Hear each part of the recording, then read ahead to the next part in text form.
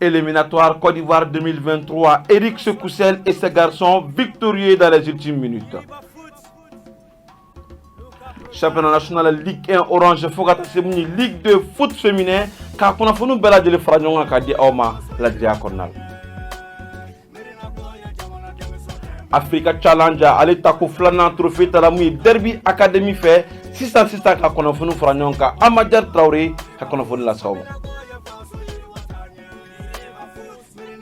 Kasek nga fuli dia bella jeli ma bi fon fa maliko kan dien fantan anani bella jeli au bismillah ko kuramu yiriba futa ale ka yiriba info kuna foni mini ambe adoma tenon kuna foni balamo kuna foni lakika kata nye anyini dien kuru kara konna la kanadi au ma bella jeli ki bismillah Amadjar Traoré ni ndonga.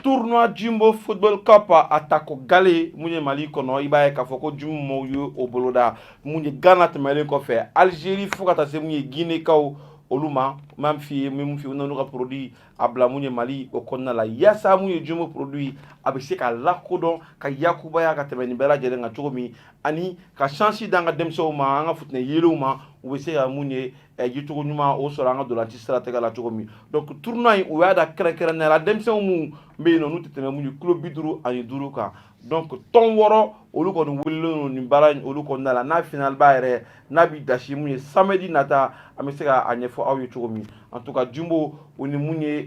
liga ni espagnol yo lu rabolu normal o konnala o kelemeran barani ale blase kan yirba foot en tout ma ko kono ka sera ni belaje le franyonga kadi o mamunye ladria o konnala.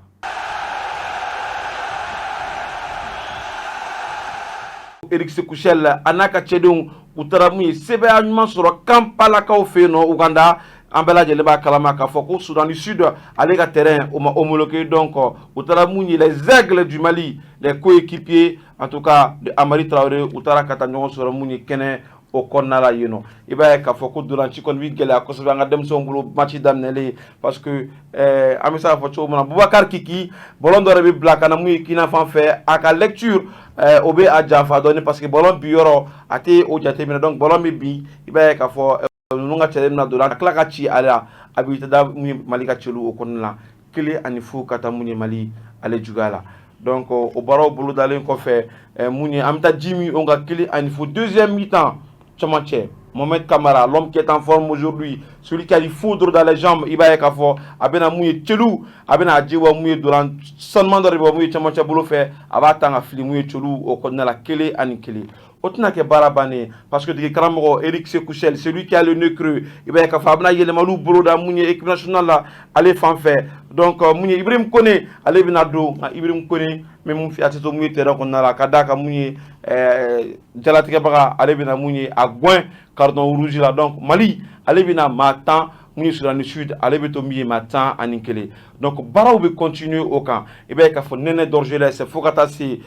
l'enfant de Mopti Djenepo alebeto ngata c'est mouye l'enfant de Kita Sekou Koita donc qui a douché cette équipe du Soudan du Sud mais mon fils a eu donc ani Djenepo Djaka bara parce qu'avec Bolon di mouye Djenepo ma Djenepo peut continuer katani bolon ka klaka mouye retour passe blagana mais mon fils aba Kongolo ma bolona bolon mi ci damuy ci lu konna la wa soro sanga ere bana déjà Malika fla mouye Soudan du Sud aleka kele a me continuer dem so me continuer à gegen pressing parce que au monter mouye Soudan du Sud quand un joli travail a me sera foturu mon ani binjarani kosobe nene d'Orgelès abe chedin tamé mon fils qui n'a pas fait ka donay ka sanango ka bolonta ka bla mouya kini senga ka klaka glogi do la tourni qui kongorata ka mouye l'enfant en tout cas qui a porté les maillots de Djoliba Athletic Club Aliou Dieng avec Bolon Black en retropasse mais mon fils frappe placé à la Tony Cross à la Kevin De Bruyne en tout cas avec Bolon placé ras du sol Bolon Michi Damouye Tchelou qu'on a la Saba Anikele Malien fait faire mouiller Mali qu'on faut que tu bien entendre dans Bella Djelema à travers le RTM Bella Djelema Lafia Nisodia avec Bounia Kosobe un coaching gagnant de la part en tout cas du nouveau sélectionneur Eric Sekoussel Mali Duranchi Fla Sebaya Fla Biwolon Fla Owo Soraka don Tchelou Keleme do la n'i y'o bi wolonwula ta k'a lajɛ bi saba u bɛ o de don mun ye 18 mètres o kɔfɛ an b'aw hakili lajigin mun ye Mohamed Kamara ka cɛlu gale la mun ye Bamako yan nɔ ka taa se mun ye El Bilal Touré ale ka bi fɛnɛ ma fo ka taa se mun ye Aliou Dieng a bɛ mun susu ça veut dire tout simplement que Mali ka équipe nationale kura 18 kɔfɛla la an bɛ se ka frappe fɛnɛ kɛ o ye dege karamɔgɔ o y'a ka mun ye atout dɔ fɛnɛ ye.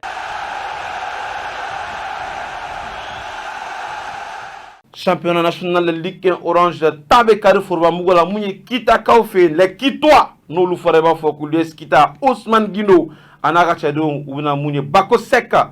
en tout cas l'entraîneur Joliba Athletic Club a bɛna Jeliba bisimila mun ye kita ale donanci terrain ba o kɔnɔna la ni a bɛ kɛ mun ye mercredi don no i b'a ye k'a fɔ ko ni donanci a jɔyɔrɔ ka bon kosɛbɛ mun ye championnat national Ligue 1 Orange ale classement kɔnɔna la parce que kuruba tɛ nin tɔn ninnu ni ɲɔgɔn cɛ. Donc ni an bɛ se k'a fɔ cogo min na Kitatora ka sɛbɛya sɔrɔ u bɛna gɛrɛ mun ye Joliba Athletic Club la donc Bakary Dian fɛnɛ ale ni Joliba man jan ɲɔgɔn na ten kosɛbɛ donc a bɛ ka seere championnat national la mais mun fɛ a bɛ tan fo mun ye dernière journée donc o ye match en retard ye 29e journée sa i b'a ye k'a fɔ o baaraw olu kɔni daminɛra an bɛ se k'a fɔ cogo min na Lafiya Club LCBA ale ni mun ye Stade Malien tun bɛ ɲɔgɔn na mais mun fɛ ye Sojibakaw bɛ sɛbɛya sɔrɔ LCBA kan 2-0 US face l'association sportive de Korofina Asko bɛ sɛbɛya sɔrɔ mun ye 1-0 Yile Olympique Afrique Football Elite Flanibin 0-0 i b'a ye k'a fɔ mun ye US Kita ale ni 11 créateurs de Ɲarela donc US Kita u ni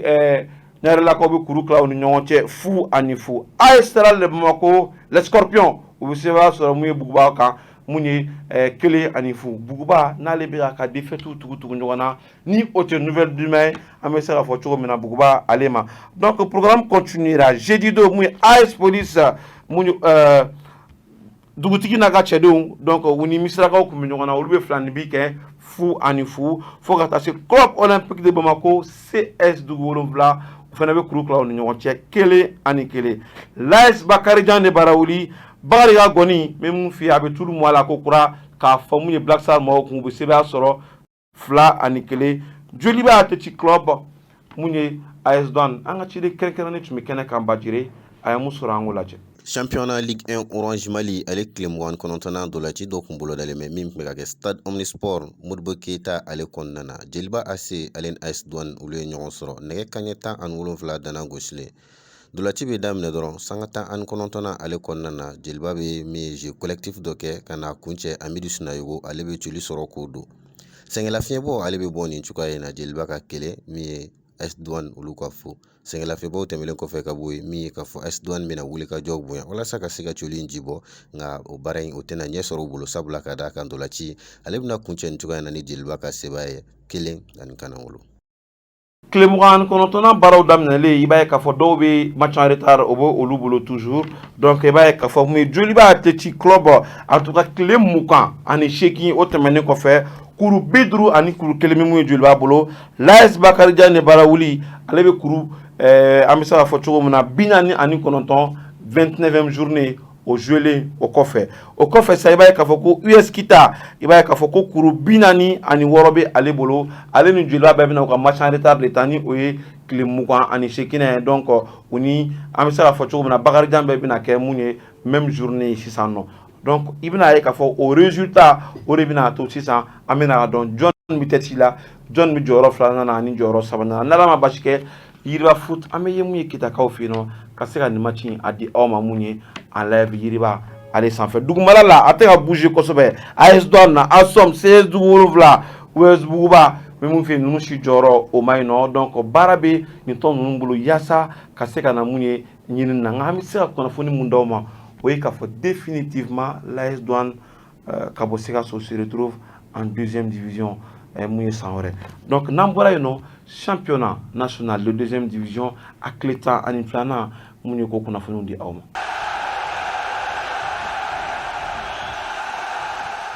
N'an nana mun ye championnat de 2e division ale tile 12 hukumu kɔnɔna la i b'a ye k'a fɔ ko mun ye FC Massa ale ni mun ye FC Jara tun bɛ ɲɔgɔn na Jara bɛ se b'a sɔrɔ 4-0 Africa Foot fo ka taa se mun ye ASAC ale ma Africa bɛ se b'a sɔrɔ 3-1 mun ye KGT ale bɛ se b'a sɔrɔ FC La Kika kan 3-1 FC Alay ale be bin AS Guerrier ale ɲɛkɔrɔ 1-0 Centre Salif Keita AS Pays-Bas u be kuru kila u ni ɲɔgɔn cɛ 1-1 FC Siemens ale be bin mun ye ASCB ale ɲɛkɔrɔ 2-1 mun ye Asie FC FC Jara Leader Foot ale ni Gausu olu bi ɲɔgɔn sɔrɔ mun ye mardi i b'a ye k'a fɔ ko mun ye Binga Football Club ale fɛnɛ ka dolanci bila la sini na Stade Mamadou Konaté o kɔnɔna la Binga Football Club min ni a ye sebaya sɔrɔ o kɔrɔ b'a yira k'a fɔ k'a kɛra mun ye Bamakɔ ale ŋana ye pour que ka se ka taa monter ale ɲɛɲini na cogo min na donc ni tun ye championnat de deuxième division ale kunnafoniw ye k'an to kɔnɔ dɔrɔn ka gɔrɔnin kɛ ka na mun ye foot féminin ale tile sabanan o tun bɛ mun ye tɔn fila ni ɲɔgɔn cɛ o tɔn fila o ye an bɛ se k'a fɔ cogo min na Manden ale ni Super Lion bɛ mun fɛ yen dolanci jijalen ni muso tɔn kofɔlen fila ninnu ni ɲɔgɔn cɛ u bɛ kuru kila u ni ɲɔgɔn cɛ 1-1 Bajire tun b'a ko kɛnɛ kan a ye mun sɔrɔ an ka jɛko lajɛ. Foot féminin ale Caridas tile sabanan dolaciw kun bolodalen don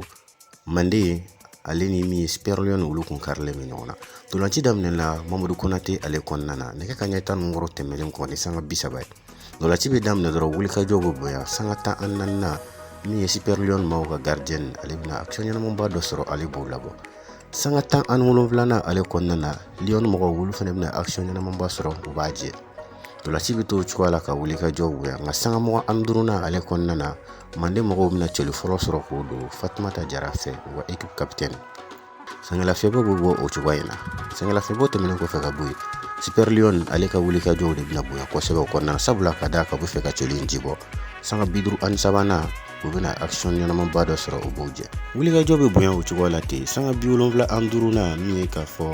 Manden maaw olu bɛna bi sɔrɔ ka don u yɛrɛ kunna an b'a fɔ bi min ma ko autogol contre son camp ale kɛla maa min fɛ Aïssata Keita dolanci ale bɛ kuncɛ nin cogoya in na u bɛ kuru tila u ni ɲɔgɔn cɛ an b'a fɔ halisa nɔ k'a fɔ u ka Caridasi ale jijalen don kosɛbɛ nka match retour olu bɛ sen na. Bajire mun sɔrɔ ka o yira aw na o de tun ye nin ye u bɛ kuru tila u ni ɲɔgɔn cɛ i b'a fɔ n y'a fɔ a ye cogo min 1-1 AS Manden ale ni Super Lion olu ni ɲɔgɔn cɛ i b'a ye k'a fɔ mun USFAS ale bɛ sebaya sɔrɔ AS RL Bamako kan 2-1 donc i b'a ye k'a fɔ o tile sabanan o dolanciw bannen kɔfɛ classement o de filɛ AS Manden kuru 7 bɛ u bolo u ka farankan o ye 2 ye Super Lion fɛnɛ b'o cogo kelen na kuru 7 farankan ye 2 ye USFAS kuru 3 farankan tɛ a bolo mun ye AS RL b'a datugu an bɛ se k'a fɔ cogo min na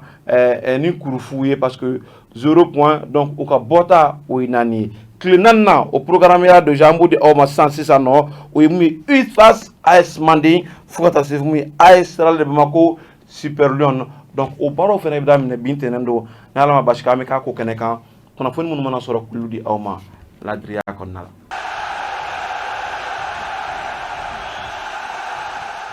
Ka taa Sénégal ka tɔgɔma mun ye cɛw kan yen nɔ ka tila ka mun ye jɔnjɔn ka taa ka segin n'a ye mun ye Maliba o kɔnɔna la Derby Academy bɛ mun f'i ye u wulila k'u jɔ ni mun ye Africa Challenge ale ta ko 2nan a coupe jɔnjɔnba ye komi aw yɛrɛ ɲɛ bɛ a la an kɛrɛfɛ cogo min na en tout cas Alassane Camara bɛ an kɛrɛfɛ Alassane na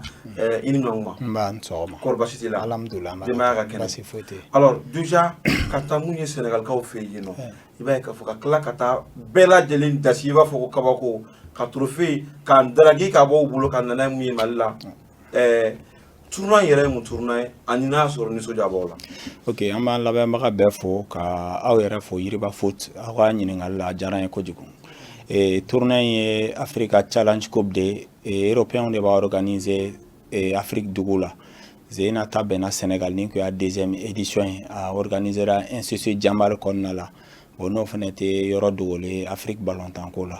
donc an ka président ye labɛn sugu bɛɛ kɛ pour que an bɛ se ka taa n'an taara an wulila ni hakilina kelen de ye yan ka taa coupe nɔfɛ ka ɲa ni tu y'a jateminɛ ni y'an ka finale sabanan de 2018 ni sisan cɛ an ye kelen kɛ Côte d'Ivoire ka kelen kɛ Maroc a bɛɛ finale internationale ye mais ɲinɛ Ala y'an garisɛgɛ ɲinɛ ta la Sénégal ni nin y'o deuxième édition. alors déjà a bɛ denmisɛnnin san joliw de ko fɔ tranche d'âge ale kɔnɔna la. bon a bɛɛ kun ye U18 de n'i y'a jateminɛ équipe 12 de kun don Ala y'a kɛ an taara an ye match 7 kɛ ka défaite kelen dɔrɔn kɛ ka bi kelen dɔrɔn encaissé ka sɔrɔ ka victoire 6 kɛ bon victoire laban na Ala ye coupe don an garisɛgɛ la an nana n'a ye Bamakɔ. coupe kɔni a filɛ nin ye ne yɛrɛ kɛrɛfɛ yan nɔ en tout cas a cɛ ka ɲi kosɛbɛ a yanga ka bon yala ni coupe in tali bena se ka daw de yɛlɛ aw ye wa? Bon, an b'a la tanu ni yɛrɛ fɛnɛ an nako fɔlɔ ye media la parce que an ye de wele an y'aw wele pour que a bɛ se ka na an ka se ka kuma dɔ fɔ mɔgɔw ye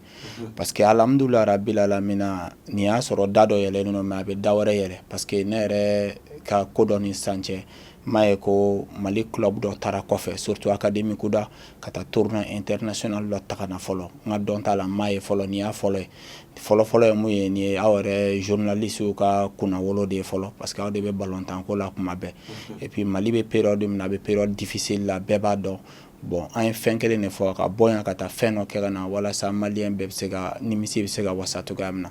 o de ye an yɛrɛ bila ka an bɔ an yɛrɛ la walasa an bɛ se ka na ni coupe ye cogoya min na Mali kɔnɔ ka maliyɛn bɛɛ la nisɔndiya bon an bɛ mun laɲini tuguni o de ye Mali balontan ko bɛɛ b'a dɔn a bɛ cogoya min na a ma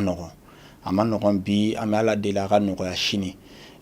an bɛ mun ɲini autorité fɛ o ni aw yɛrɛ fɛ a k'aw jija a k'aw fanga kɛ kelen bɛn ka na Mali balontan kɔnɔ maliyɛn balontannaw ka se ka ɲɔgɔn kan fɔ dirigeant ka se ka ɲɔgɔn kan fɔ balontanko la nin ye an fɔlɔ ye a bɛ se ka kɛ académie wɛrɛw bɛ Mali club wɛrɛw fɛnɛ bɛ se ka bɔ ka taa ɲɔgɔnna wɛrɛ ɲini ka na Mali kɔnɔ an ka Ala deli tɛ a ka dan kelen ma an ka Ala deli tɛ nin ka k'an ka siɲɛ fɔlɔ ye an b'a la deli Mali équipe mana bɔ ka taa kɔfɛ k'a bɛ taa fɛn ɲini ka na Ala k'a to n'o fɛn ka na walasa ka maliyɛn bɛɛ la nisɔndiya o de y'an ka ladeli ye. Ala ko o duwawu Ala k'o minɛ an ni aw bɛɛ lajɛlen ma folika laban b'i bolo Alassane? Bon folika laban min bɛ n bolo n bɛ Yiriba foot fo n b'aw fo ka aw waleɲuman dɔn Ala y'a kɛ aw welela aw ma bila daga girinda la a y'an wele k'an ka na walasa an bɛ se ka baro k'a kan cogoya min na o bɔlen kɔfɛ a la n bɛ maliyɛn balontannaw n bɛ kumakan laban min f'u ye balontan a sira ka jan parce que depuis mois de janvier anw ye nin labɛn k'an bɛ taa dans 6 mois ka taa fɛn dɔ kɛ ka na alhamdulilayi an ye baara kɛ duguma ne yɛrɛ préparateur ye ne b'a dɔn n ye mun kɛ walasa an ka se ka nɔbɔ ko la bon baara ninnu bɛ n'a fɔ suya baara parce que o ye anw ka baara o ye secret ka farikolo jo bajire ninnu b'an bolo yan ne yɛrɛ bi an bɛ ka poids ta dɔɔni bila an yɛrɛ na taa tour cɛ olu voilà o ye secret bon n bɛ mun fɔ sira ka jan n bɛ mun fɔ balontannaw ye sira ka jan u k'u cɛsiri hali bi ni parce que i bɛ bɔ kɛlɛ dɔ la farafinna yan ka tila ka taa farajɛ la ka taa kɛlɛ wɛrɛ kɛ pour que i ka se k'i maintenir maintien dɔrɔn tɛ fo ka tila ka kɛ meilleur des meilleurs ye sira ka jan donc n bɛ ladilikan min lase balontanna denmisɛnninw ma u k'u cɛsiri hali bi n bɛ mun fɔ dirigeant ye u ka balontan don da la walasa denmisɛnninw bɛ se ka nafa sɔrɔ a la ka sɔrɔ u ma ɲaga kɔfɛla nɔfɛ o de ye kumakan laban ye ka fɔ mɔgɔw ye. O kumakan laban bɛ dan sigi an ka bi kunnafoni ɲininiw na ka di aw ma à Yiriba Foot on ne change pas une équipe qui gagne l'équipe dynamique avec celui qui a les doigts magiques toujours en tout cas Tchadem Bolo Kadikodougou pas Karidja on est à cadrage là en tout cas celui qui réalise toujours de belles choses Aliousso à la réalisation faut qu'à Semou Badjire Sori Bamba au lieu de Semenouke Amadjar Traoré ni tumi kɛnɛ kɔnɔ yan an bɛ segin ka foli kura k'a di aw ma aw minnu sɔnna ka Yiriba Foot kɛ aw kunnafoni lajɛyɔrɔ ye an tɛ sɛgɛn aw foli la parce que n'i y'a mɛn ɲɔgɔn kumakɛla tɛ maaw de bɛ k'i lamɛn aw bɛ fɛn o fɛn Mali kɔnɔ Mali kɔ kan diɲɛ fan tan naani bɛɛ lajɛlen an bɛ aw bɛɛ lajɛlen fo sanga ani waati aw ka mun ye kanu baaraw olu la an bɛ yan aw de kama ka se ka mun ye farikolo ɲɛnajɛ kɛrɛnkɛrɛnnenya Mali senna ntolanci a kunnafoni balamaw k'a ta k'a di aw ma aw kana ɲinɛ toujours ka mun ye suggestion kɛ ani ka tila ka abonné tuguni mun ye an ka page la o de fana ye an ka nafasɔrɔ siraw ye an b'o ɲini aw fɛ a ko baaraw olu bila sen kan ne bɛ bɔ kuma kɔnɔ yan nɔ k'a fɔ dɔrɔn ko aw k'an bɛn mun ye waati wɛrɛ kunnafoni wɛrɛw olu kɛnɛ kan.